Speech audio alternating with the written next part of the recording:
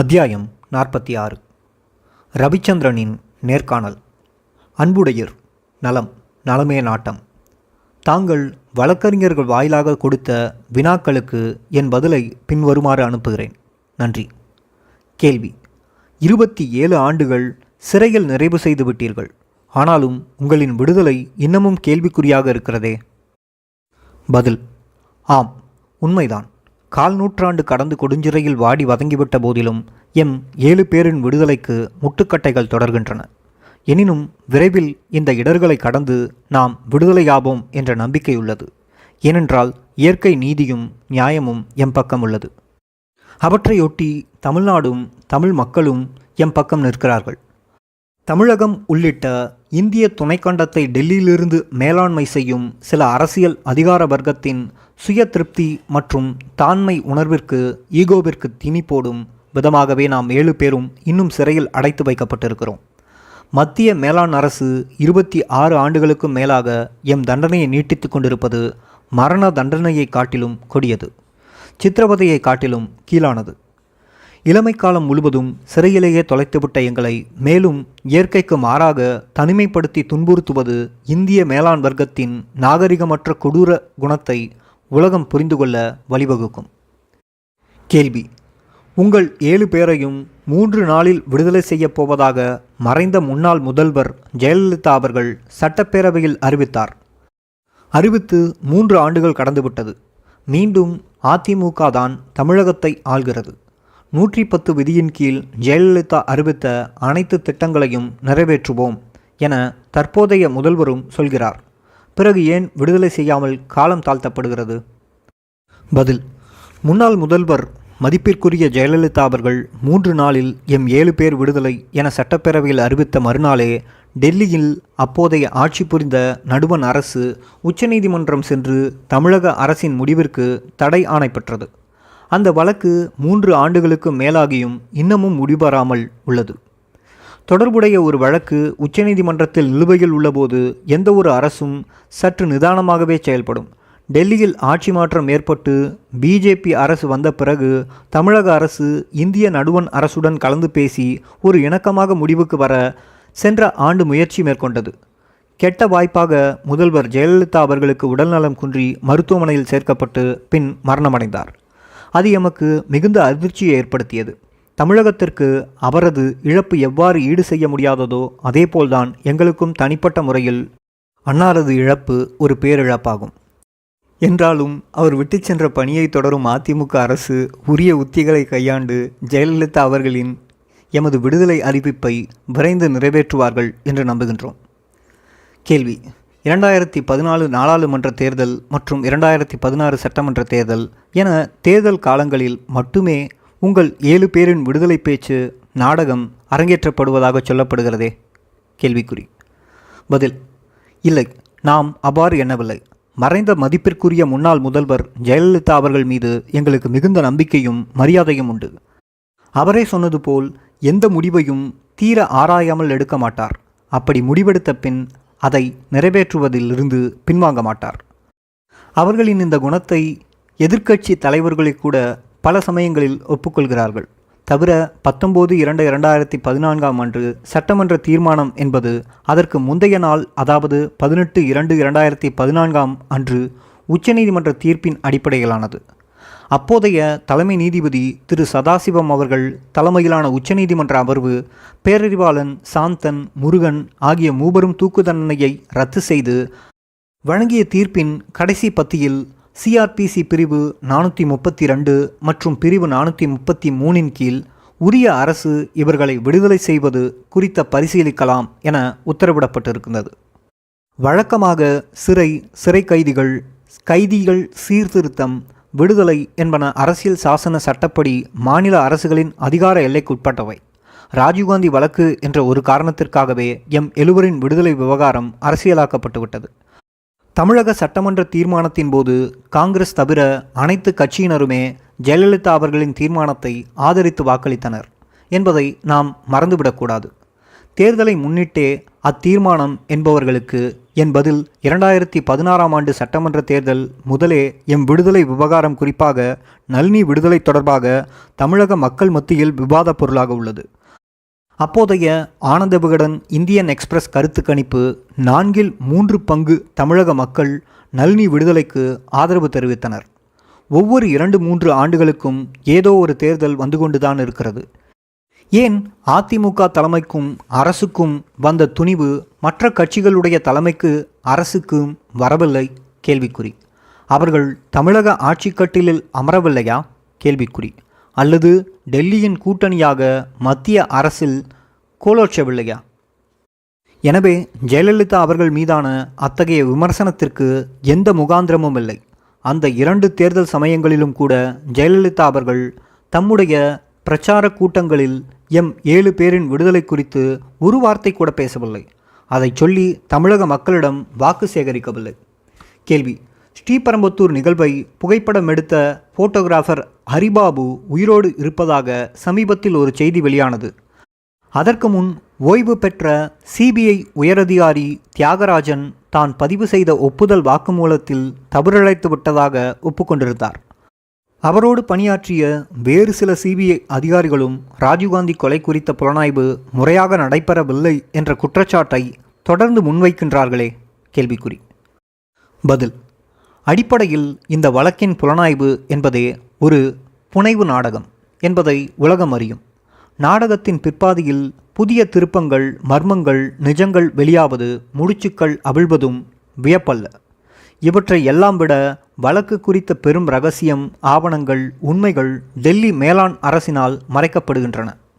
இலங்கை, இந்திய, அமெரிக்க உளவு நிறுவனங்கள், காங்கிரஸ் தலைவர்களிடையே நிலவிய உட்பகை, புலிகள் இயக்கத்தில் நிகழ்ந்த ஊடுருவல் மற்றும் அதிகார போட்டி, இந்திய அதிகார பீடத்தில் வலம் வந்த அரசியல் தலைவர்கள் என பல சக்திகளின் கூட்டுச்சதியே ராஜீவ்காந்தி கொலைக்கு காரணம் என்பதற்கான பல ஆதாரங்கள் டெல்லியிடம் உள்ளன.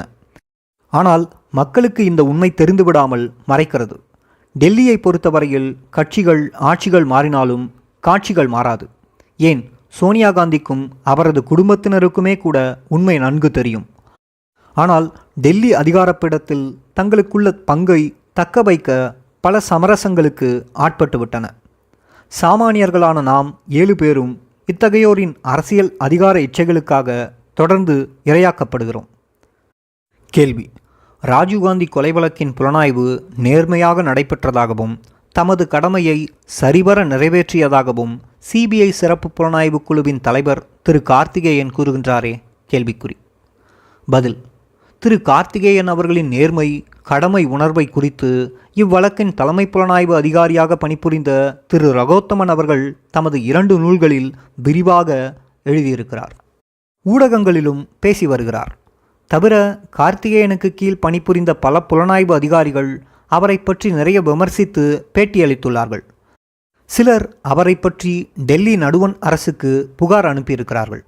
இன்னும் சிலர் நீதிமன்றத்தில் வழக்கு தொடர்ந்தார்கள். இவர்களை எல்லாம் விட கீழாக நான் ஒன்றும் கூறிவிடப் போவதில்லை. திரு கார்த்திகேயன் அவர்கள் இந்த வழக்கின் மேனேஜர் என்பதே காரணம். ராஜீவ்காந்தியின் கொலை வழக்கில் உண்மையான குழு தலைவர்கள் அன்று டெல்லி அதிகார பீடத்தில் அமர்ந்திருந்த அரசியல்வாதிகளே. கேள்வி. சோனியா காந்தியும் அவர் குடும்பத்தாரும் கார்த்திகேயனின் தலைமையிலான விசாரணையை ஏற்றுக்கொண்டிருப்பதாக தெரிகிறதே? கேள்விக்குறி. பதில். நான் அவ்வாறு எண்ணவில்லை. அப்படி இருந்தால் அது அவர்கள் தங்களை தாமே ஏமாற்றிக்கொள்ளும் ஒரு மனப்பான்மை என்பதை தவிர வேறு என்ன சொல்ல முடியும்? நெருப்புக்கோழியாக உலா வருவதும் பருந்தாக பறக்க முயல்வதும் மனிதர்களின் தன்னியல்பு சார்ந்தது. எனக்கு தெரிந்தவரை எந்த ஒரு சந்தர்ப்பத்திலும் அவர்கள் கார்த்திகேயனின் புலனாய்வை ஏற்றுக்கொண்டதாக கூறவில்லை. கேள்வி. விடுதலை புலிகள் இயக்கமும் அதன் தமிழக ஆதரவாளர்கள் சிலரும் கூட்டுச்சதி செய்து முன்னாள் பாரத பிரதமர் ராஜீவ்காந்தியை மனித வெடிகுண்டு மூலம் கொலை செய்தனர் என இந்திய உச்சநீதிமன்றமும் தனது இறுதி தீர்ப்பில் உறுதிப்படுத்திவிட்டதே? கேள்விக்குறி. பதில். ஆம். 1999 மே 11 இந்திய உச்சநீதிமன்றம் தனது இறுதி தீர்ப்பை வெளியிட்டது. அது முடிந்து 18 ஆண்டுகள் ஓடிவிட்டன. ஆனால் ராஜீவ்காந்தியை கொன்ற உண்மையான சதியாளர்கள் யார் என்ற கேள்விக்கு இந்திய அரசாங்கமும் சிபிஐ சிறப்பு புலனாய்வு குழுவும் எம்டிஎம்ஏ இன்னும் முடிவான விடை கிடைக்காமல் வழக்கின் புலனாய்வை தொடர்ந்து கொண்டிருப்பதை நாம் மறந்துவிடக்கூடாது. உச்சநீதிமன்ற தீர்ப்பை பொறுத்தவரையில் அதன் முன் சமர்ப்பிக்கப்பட்ட சாட்சிகள் ஆவணங்களில் இருந்து மட்டுமே காரண காரியங்களை ஆராய முடியும். ஆனால் சிபிஐ நேர்மையான முறையில் புலனாய்வில் சேகரித்த அனைத்து சான்றுகள், ஆவணங்கள், சாட்சியங்கள், வாக்குமூலங்களை நீதிமன்றத்தின் முன் சமர்ப்பித்ததா? கேள்விக்குறி. என்றால் நிச்சயமாக இல்லை. தவிர சிபிஐயின் குற்றச்சாட்டை அப்படியே ஏற்றுக்கொண்ட கீழ் நீதிமன்றத்தால் தூக்கு தண்டனை விதிக்கப்பட்ட 26 பேரில் 19 பேரை உச்சநீதிமன்றம் சதியில் தொடர்பில்லை என விடுதலை செய்ததை நாம் மறந்துவிடக்கூடாது. 7 பேர் மீது மட்டுமே, அதுவும் சதியின் 2ஆம் 3ஆம் படி நிலையிலேயே இவர்கள் குற்றம் புரிந்தனர் என தீர்ப்பு சொன்னது. 4 பேருக்கு தூக்கு தண்டனையும் 3 பேருக்கு ஆயுள் தண்டனையும் விதித்தது. அதிலும் 4 பேர் மீதான தண்டனை 2-1 என்ற பெரும்பான்மை அடிப்படையிலான முரண்பட்ட தீர்ப்பு. இவை ஒருபுறம் இருக்க, இந்த தீர்ப்பில் கவனிக்கப்பட வேண்டிய மிக முக்கியமான சில அம்சங்கள் உள்ளன. அவை பொதுவெளியில் இத்தனை ஆண்டுகளாக விவாதத்திற்கு உட்படாமல் இருப்பது எமக்கு மிகுந்த மனவேதனை அளிக்கிறது. ஊடகங்கள், அறிஞர்கள், அரசியல்வாதிகள், சமூக ஆய்வாளர்கள், சட்ட அறிஞர்கள், மனித உரிமை போராளிகள், அறிவுஜீவிகள், விமர்சனம் செய்பவர்கள் என பலராலும் அத்தீர்ப்பு குறித்த ஆய்வு உதாசீனப்படுத்தப்பட்டுள்ளது. ஏன் இத்தீர்ப்பு மட்டும் இப்படி என பலமுறை எங்களுக்கு கேள்வி எழுந்ததுண்டு. இறுதியாக நாம் முடிவுக்கு வந்தது இதுவே. இந்திய துணைக்கண்டத்தின் சட்டம் நீதி பரிபாலனை முறையில் நிலவும் சமத்துவமற்ற நியாயமற்ற தன்மையை பேச கௌரவம் கருதி கண்டுகொள்ளாமல் விட்டுவிடலாம் என்கின்ற மனப்பான்மை. தவிர வழக்கில் தொடர்புடையவர்களாக இனம் காட்டப்பட்டிருப்பது தமிழர்கள் மட்டும்தானே. இந்திய தேசத்திலிருந்து அந்நியமான இவர்களுக்கு நியாயமாவது வெங்காயமாவது? நல்லது. இனி உச்சநீதிமன்றத்தின் 18 ஆண்டுகளுக்கு முந்தைய இத்தீர்ப்புக்கு வருகிறேன். விவாத பொருளாக நான் கருதும் சில முக்கிய கூறுகளை இங்கு பட்டியலிடுகிறேன். பொதுவானவை. 1. ராஜீவ்காந்தி ஸ்ரீபெரும்புதூர் குண்டுவெடிப்பில் கொல்லப்பட்ட சமயம் இந்தியாவின் எந்த ஒரு அரசியல் அமைப்பு பதவியையும் வகிக்கவில்லை. நாடாளுமன்ற உறுப்பினராக கூட அப்போது அவர் இல்லை. எனவே அவர் மீது நிகழ்த்தப்பட்ட தாக்குதல் என்பது இந்தியாவின் மீது தொடுக்கப்பட்ட யுத்த நடவடிக்கை என்ற சிபிஐயின் வாதம் ஏற்க இயலாது. 2. கொலையாளிகளின் இலக்கு ராஜீவ்காந்தி என்ற ஒரு தனிநபர் மீது மட்டுமே. அம்முயற்சியில் மேலும் 15 அப்பாவி பொதுமக்கள் கொல்லப்பட்ட போதும் இவர்களை கொல்ல வேண்டும் என்பதோ காயப்படுத்த வேண்டும் என்பதோ கொலையாளிகளின் நோக்கம் அல்ல. எனவே இந்திய மக்களை பீதிக்குள்ளாக்கி ஒற்றுமையை சீர்குலைத்த, கலவரத்தை உண்டாக்கி, பொது தேர்தல் போன்ற ஜனநாயக நடைமுறைகளை சீர்குலைத்து இந்திய இறையாண்மைக்கு கூறு விளைவிக்க விடுதலை புலிகள் முயன்றனர் என்ற சிபிஐயின் வாதம் ஏற்புடையதல்ல. 3. ராஜீவ்காந்தி கொலை ஒரு பயங்கரவாத செயல் அல்ல. அது பிரபாகரன், ராஜீவ்காந்திக்கு இடையே நிலவிய அரசியல் கருத்து வேறுபாடு தொடர்பாக எழுந்த ஒரு கிரிமினல் குற்றச்சதியே. அதனால் இந்த வழக்கிற்கு எந்த வகையிலும் பயங்கரவாத சட்டமான தடா சட்டமும் அதன் உட்பிரிவுகளும் பொருந்தாது. இச்சட்டப்பிரிவுகளின் கீழ் சிபிஐ சிறப்பு நீதிமன்றத்தில் வழங்கிய அனைத்து தண்டனைகளும் ரத்து செய்யப்படுகின்றன. 4. தடா சட்டம் வழக்கிற்கு பொருந்தாது என்ற போதிலும் அச்சட்டத்தின் கீழ் சிபிஐ கண்காணிப்பாளரால் பதிவு செய்யப்பட்ட குற்றம் சாட்டப்பட்டவர்களின் ஒப்புதல் வாக்குமூலம் அரசு தரப்பு சான்று ஆவணமாக ஏற்கப்படுகிறது. 5. குற்றம் சாட்டப்பட்டவர்கள் போலீஸ் காவலின் போது சிபிஐ கண்காணிப்பாளரிடம் கொடுத்த ஒப்புதல் வாக்குமூலத்தின் அடிப்படையில் 7 பேர் மீதான சதிக்குற்றம் நிரூபணமாகிறது. எனவே இந்திய தண்டனை சட்டப்பிரிவு 120B RW 302வின் கீழ் 4 பேர் மீதான தூக்கு தண்டனை உறுதி செய்யப்படுகிறது. மேலும் 3 பேர் தொடர்பான தூக்கு தண்டனை 2-1 என்கின்ற பெரும்பான்மை தீர்ப்பின் அடிப்படையில் ஆயுள் தண்டனையாக மாற்றப்படுகிறது. 6. ஸ்ரீபெரும்புதூரில் பயன்படுத்தப்பட்டதாக சொல்லப்படும் பெல்ட் பாம் குறித்து சிபிஐ சிறப்பு புலனாய்வு குழு எதுவும் கண்டுபிடிக்காமல் போனது துரதிர்ஷ்டமே. இறுதி தீர்ப்பின் இவ்வாசகங்கள் சாதாரணமானதல்ல. சிபிஐயும் இந்திய அதிகார வர்க்கமும் ராஜீவ்காந்தி கொலையின் உண்மை சதியாளர்களை கண்டுபிடிப்பதில் உண்மையான அக்கறையை காட்டாமல் ஈழப் போராட்டத்தையும் அதை முன்னிறுத்தி கொண்டு செலுத்திய விடுதலை புலிகள் இயக்கத்தையும் கொச்சைப்படுத்தி பயங்கரவாதிகள் என முத்திரை குத்தி அவர்களை தமிழகத்திலிருந்து உலக சமுதாயத்திடமிருந்து தனிமைப்படுத்தி அழித்து விடுவதே முனைப்பு காட்டியது. உச்சநீதிமன்றத்தின் இறுதி தீர்ப்புக்கு பின்னரும் அவர்களின் எண்ணங்கள் வெற்றி பெற்றதை என்னவென்று சொல்வது? இனி என் தொடர்பிலானது. 1. 16வது குற்றவாளியாக ரவிச்சந்திரன் ஓர் இலங்கை குடிமகன் என தொடங்குகிறது. உச்சநீதிமன்றத்தின் சிபிஐ குற்றச்சாட்டு தொடர்பாக ஆய்வு செய்து வெளியிட்ட எம் மீதான தீர்ப்பை இந்த அளவிற்குத்தான் உள்ளது. உச்சநீதிமன்றத்தின் மாண்புமிகு நீதிபதிகள் தங்கள் முன்னிருந்த ஆவணங்கள் சாட்சியங்களை கருத்தில் எடுத்து தீர்ப்பு வழங்கியுள்ளார்கள். அது சிபிஐ செய்த போலி ஆவணங்கள் தயாரிப்பில் ஒரு சிறு துளி வெளிப்பாடுதான். நான் தமிழ்நாட்டை பூர்வீகமாக கொண்ட சட்டப்படியான ஓர் இந்திய குடிமகன் என்கின்ற அடிப்படை உண்மையில் கூட தெளிவை காணவில்லை அவர்கள். 2 என்கின்ற பெரும்பான்மை அடிப்படையிலான தீர்ப்பு தண்டனையையும் ரவிச்சந்திரனுக்கு சதியில் தொடர்பில்லை என சிபிஐயின் குற்றச்சாட்டை நிராகரித்து என்னை விடுதலை செய்தார் நீதிபதி வாத்வா அவர்கள். ஆனால் மற்ற இரு நீதிபதிகளும் சிபிஐயின் குற்றச்சாட்டை ஏற்று ஆயுள் தண்டனை விதித்தனர். ஒரு மனிதனின் அடிப்படை உரிமையும் உணர்வுமான விடுதலைக்கும் வாழ்நாள் சிறைவாசத்திற்கும் இடையிலான நீதிபதிகளின் முரண்பட்ட இருதுருவ தீர்ப்பு. 3. சிபிஐயின் சதி குற்றச்சாட்டு நிரூபணம் ஆனதற்கான சான்றாக மேற்படி 2 நீதிபதிகள் சுட்டிக்காட்டிய ஆவணம் வழக்கிற்கு பொருந்தாது என அதே நீதிபதிகளால் நிராகரிக்கப்பட்ட தடா சட்டத்தின் கீழான சிபிஐயின் ஒப்புதல் வாக்குமூலம். ஆச்சரியக்குறி. 4. சிபிஐயினரால் பதிவு செய்யப்பட்ட ஒப்புதல் வாக்குமூலத்தின் அடிப்படையில் பார்த்தாலும் நீதிபதி வாத்வா அவர்கள் சுட்டிக்காட்டிய உண்மைக்கும் மற்ற இரு நீதிபதிகள் சொன்ன சமாதானத்திற்கும் உள்ள இடைவெளி பின்வருமாறு. ஒருவரின் சொந்த யூகத்தை முன்கூட்டியே அறிந்து சதி திட்டமாக ஏற்றுக்கொள்ள இயலாது என ரவிச்சந்திரனை சதி குற்றத்திலிருந்து விடுதலை செய்கிறேன் என நீதிபதி வாத்வா அவர்களும், ஏதோ ஒரு விதத்தில் சம்ஹவ் ராஜு கொல்லப்பட போகும் செய்தி இவருக்கு தெரிந்திருக்கிறது, எனவே சதியின் பங்காளி ஆகிறார் என நீதிபதி கேடி தாமஸ் அவர்களும், என் வாழ்க்கையை தலைகீழாக புரட்டி போட்ட அறிவார்ந்த உச்சநீதிமன்ற நீதிபதி அவர்களின் சதிக்கான விளக்கம் இது. வழக்கின் 3 நீதிபதிகள் அடங்கிய அமர்வுக்கு தலைமை வகித்தவர் கேடி தாமஸ் அவர்கள்.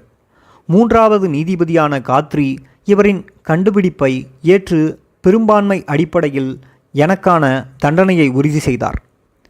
உச்சநீதிமன்ற தீர்ப்பிலேயே எவ்வளவு முரண்பாடுகள் இருக்கும்போது சிபிஐ தனது புலனாய்வின் போது, அதாவது 24 மே 1991 அன்றிலிருந்து வழக்கிற்கு பொருந்தாத தடா என்கின்ற ஒடுக்குமுறை சட்டத்தை கையில் எடுத்து கீழ் நீதிமன்ற விசாரணை முடியும் வரையும் எப்படியெல்லாம் சாட்டையை சுழற்றியிருக்கும் எண்ணி பாருங்கள்.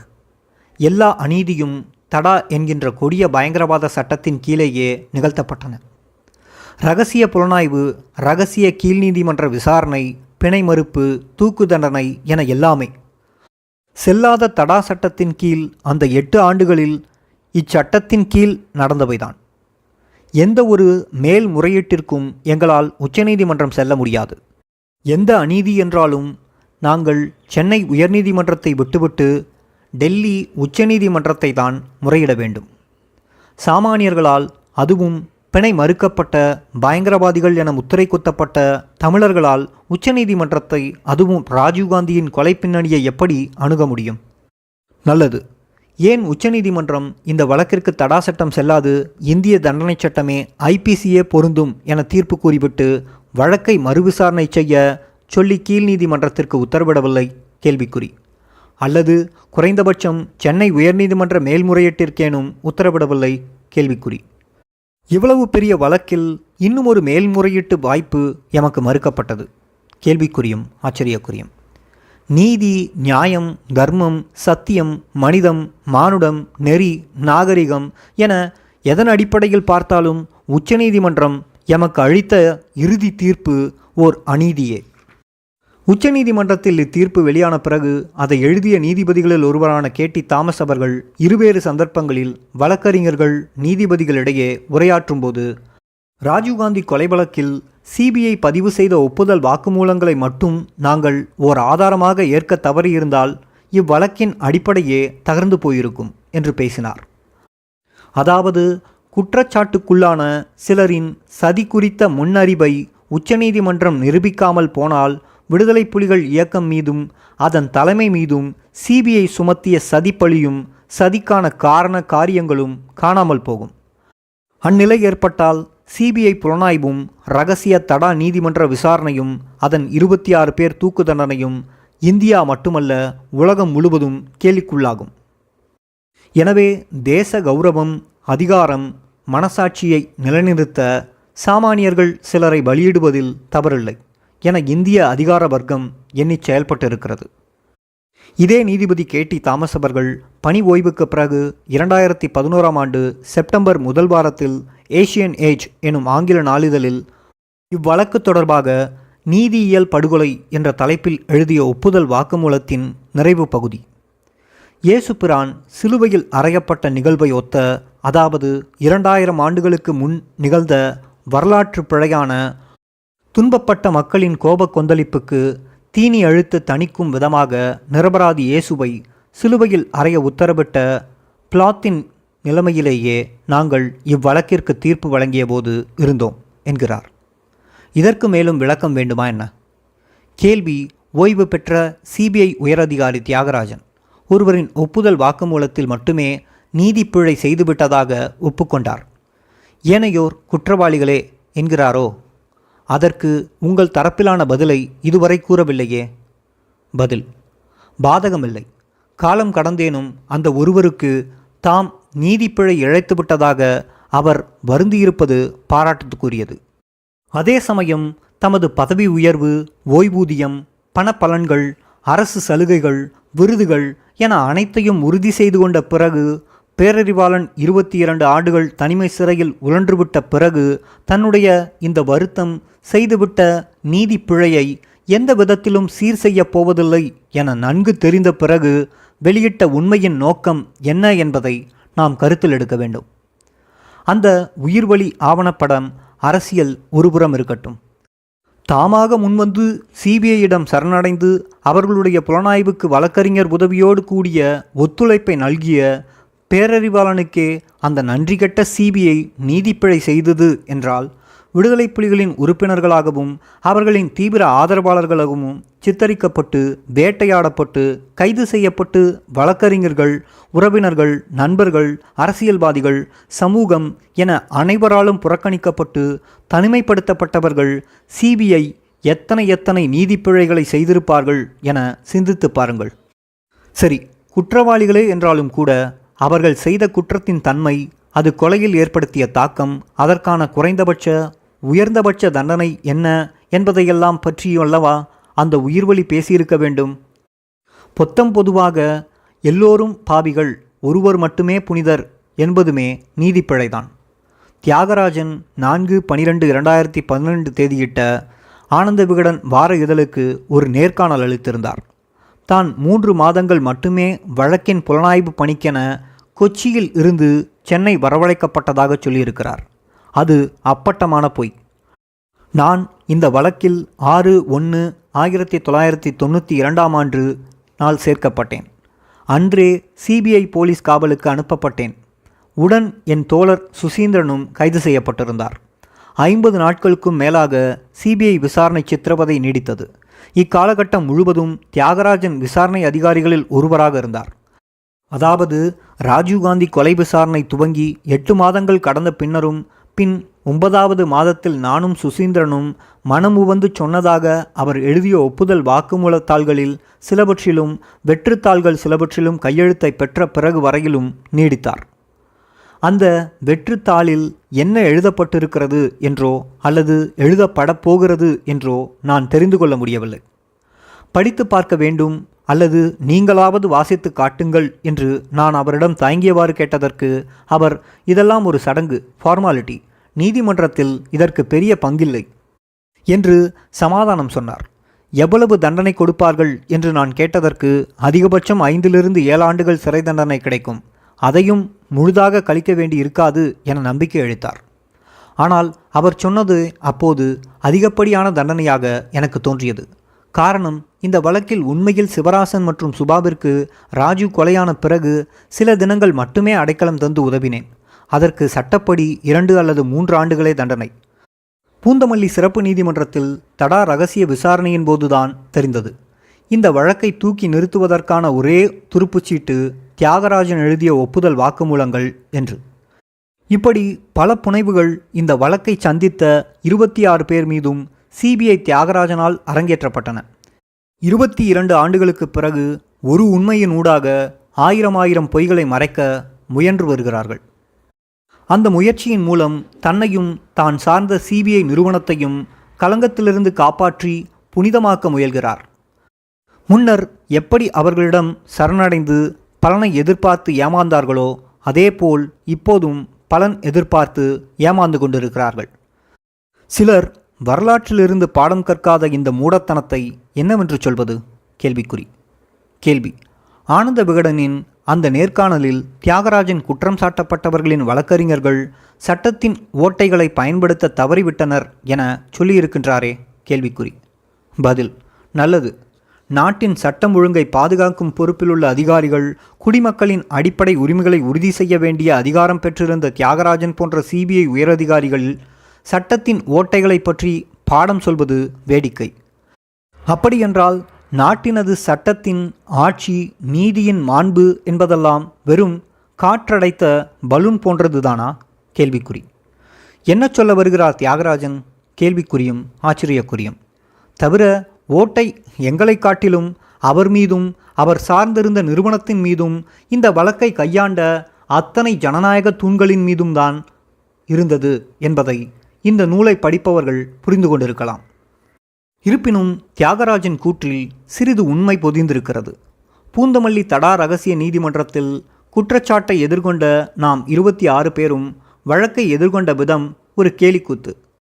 மிக எளிய வாய்ப்பு வசதிகளோடும் ஒட்டுமொத்த சமூகத்திலிருந்தும் தனிமைப்படுத்தப்பட்டிருந்த நாம் இராட்சச பலம் வாய்ந்த அரசு எந்திரத்தோடும் சாணக்கியமிக்க அரசியல் அதிகார பீடத்தோடும் போராடுவதென்பது சாதாரண விடயமல்ல என்ற புரிதல், பக்குவம் எம்மில் பலருக்கு இல்லை.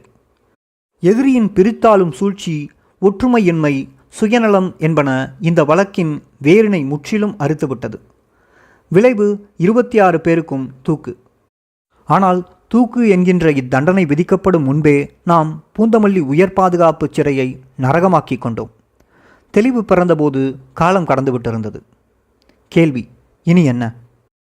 பதில்: 1/4 நூற்றாண்டுக்கும் மேல், அதாவது 27 ஆண்டுகளுக்கும் பின்னரும், விடுதலை என தமிழக அரசு அறிவித்து 3 ஆண்டுகள் கடந்த பின்னரும் எம் எழுவரின் இருண்ட வாழ்க்கை வழக்கம் போல் சூனியத்தில் நில்கிறது. பரோல், சிறை, விடுமுறை என்ற மூச்சை கூட விட முடியாமல் ஆளும் அதிகார வர்க்கம் எம்மை நசுக்கிக் கொண்டிருக்கிறது. வழக்கு குறித்த புதிய பரபரப்பு ஏதேனும் தொற்றிக்கொள்ளும் போது மீண்டும் எங்கள் நினைவு அவர்களுக்கு எழும். ஊடகங்கள் பரபரப்பு 3 நாளுக்கு, அரசியல்வாதிகளின் அறிக்கை ஓரிரு நாளுக்கு, அவரவர் வழியில் அவரவர் வரலாற்று பதிவை செய்தாயிற்று. இப்படி பல சுற்றுகளை பார்த்து கடந்து அழுத்து போனோம். நடுவண் அரசின் கள்ள மௌனம் பல செய்திகளை எங்களுக்கு சொல்கிறது. என்றாலும் நீதிக்கான, விடுதலைக்கான எம் சத்திய போராட்டத்தை நாம் கைவிடப் போவதில்லை.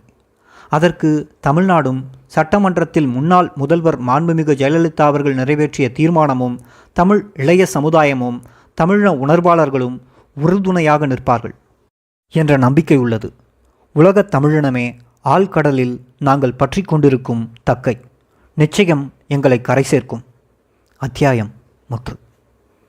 புத்தகமும் முடிஞ்சிருச்சு. நன்றி.